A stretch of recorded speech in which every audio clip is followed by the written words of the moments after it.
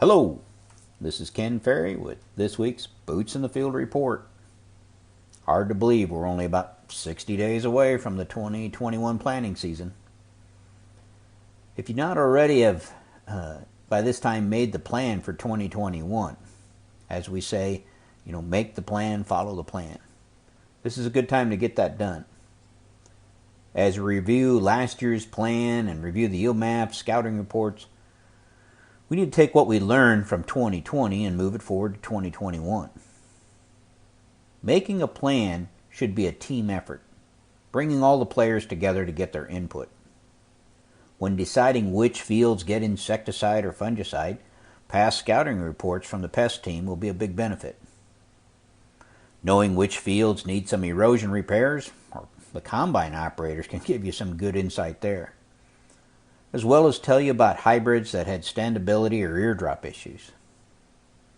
Making a herbicide plan will benefit from the input of the scouts and the sprayer applicators from the past season. Where were those weeds at? What gave us the most trouble? I recommend these plans be written down. I am amazed at how many operators have a plan, but they rely on the telepathic method to communicate it to the team. In this case, every team member has a slightly different plan in their mind. Make the plan, put it in writing, in a location that any team member can find it and review it when they need to. If you have it in writing, which hybrid goes in which field, the guy tendering the planner can go to the master plan and load the right hybrid and any other thing that was planned for that field, such as insecticide.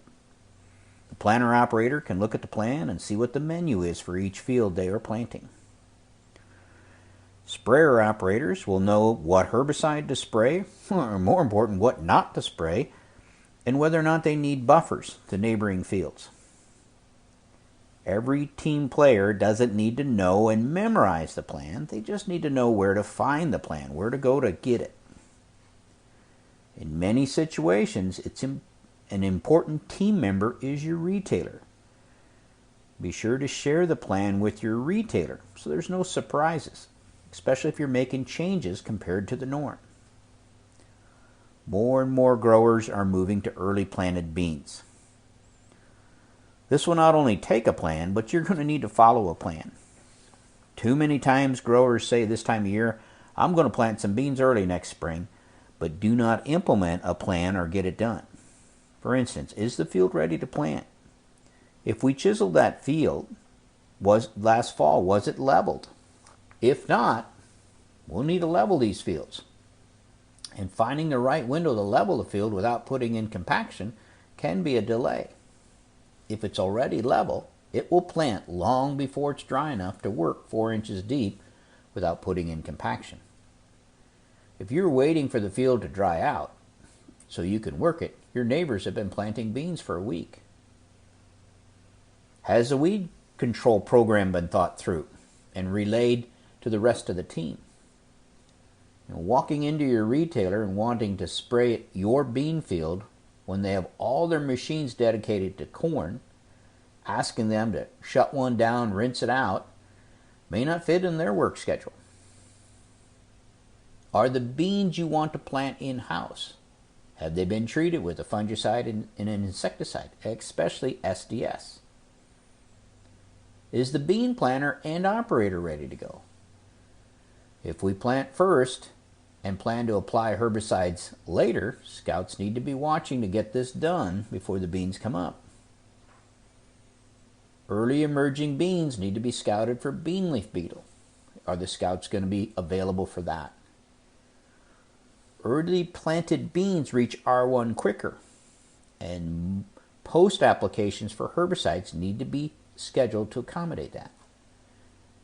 If the retailer was not in the loop when you decided to plant your non-GMO beans early, he could be out there burning them hard with the diphenyl ether at R2 and blowing off pods.